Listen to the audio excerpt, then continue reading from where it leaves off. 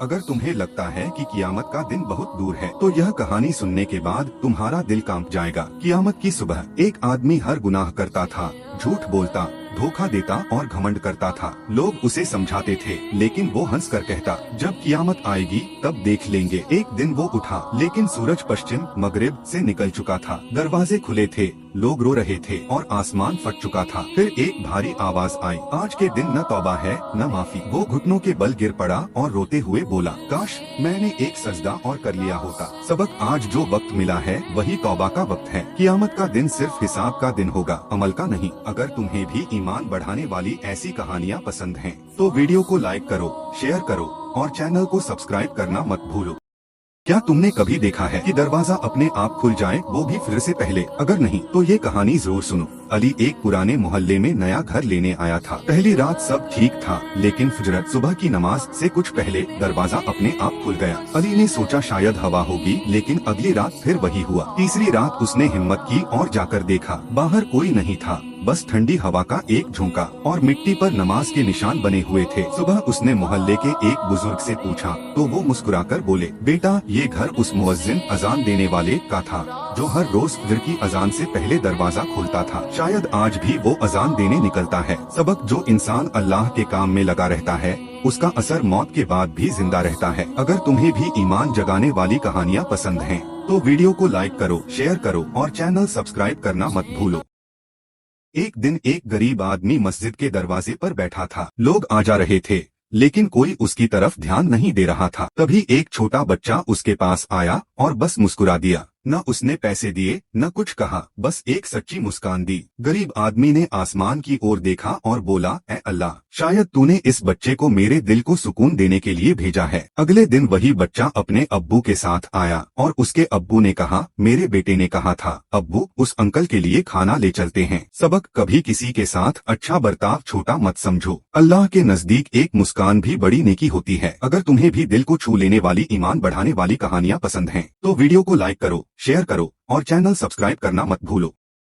क्या तुमने कभी सुना है कि कुरान खुद ब खुद खुल जाए? अगर नहीं तो ये कहानी जरूर सुनो। रात का समय था, नौमान मस्जिद में अकेला था, बस सफे ठीक कर रहा था। सब लोग जा चुके थे और चारों तरफ सन्नाटा था। अचानक हल्की सी हवा चली और सामने रखी कुरान शरीफ अपने आप खुल गई। नौमान डर गया लेकिन हिम्मत करके पास गया तो देखा कि कुरान की एक आयत चमक रही थी, यानी बेशक अल्लाह सब्र करने वालों के साथ है। अगले दिन नौमान ने मुअज्जिन से पूछा तो वो मुस्कुराया और बोला, बेटा कल रात यहाँ एक गरीब आदमी बहुत रोकर सब्र की दुआ मांग रहा था, शायद उसी के आंसुओं ने वो आयत जगा दी हो। सबक, अल्लाह की किताब सिर्फ लिखी हुई नहीं, जिंदा है। वो उन दिलों को जवाब देती है जो सच्चे होते हैं। अगर तुम्हें भी ईमान बढ़ाने वाली, सच्ची और दिल छू लेने वाली कहानियाँ पसंद हैं, तो वीडियो को लाइक, शेयर करो और चैनल को सब्सक्राइब करना न भूलो।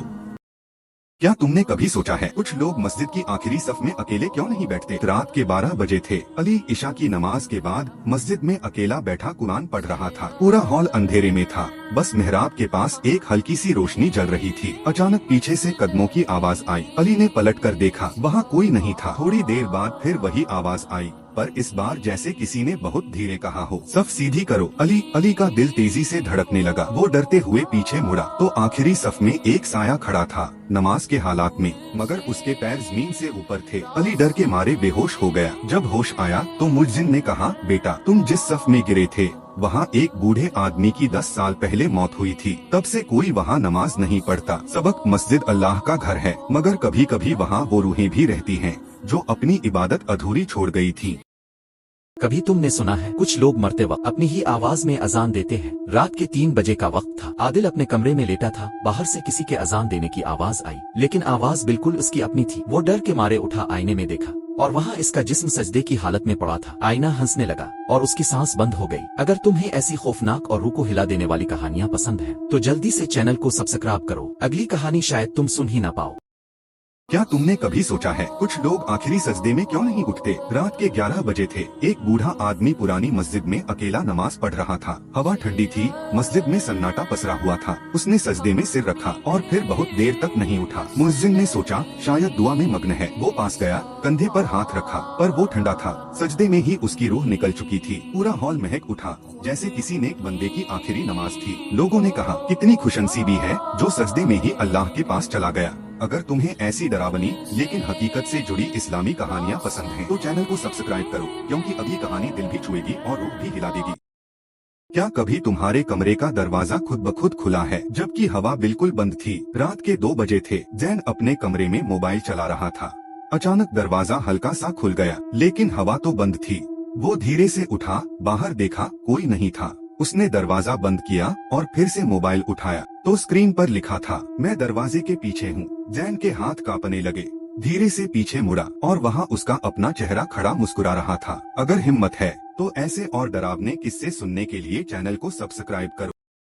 मस्जिद का साया अभी भी वही है। मस्जिद की अंधेरी रातों में जब सब लोग चले जाते हैं, वहीं एक साया रह जाता है। वो साया नमाजी की तरह सजदे में रहता है, लेकिन उसकी आंखें कभी नहीं खुलती। बिलाल ने देखा, वो साया आज भी वही है। अचानक मस्जिद की दीवारों से एक अजीब सी फुसफुसाहट सुनाई दी, आओ नमाज पढ़ो, आओ सजदा करो। बिलाल डर के मारे पीछे हटना चाहता था, लेकिन उसके पैर जमीन से चिपक गए थे। वो साया अब उठ रहा था। उसकी आंखें अब भी बंद थीं, मगर चेहरे पर एक डरावनी मुस्कान थी। बिलाल ने अपनी आंखें बंद कर ली और जब दोबारा खोली, वो साया उसके बिल्कुल सामने खड़ा था।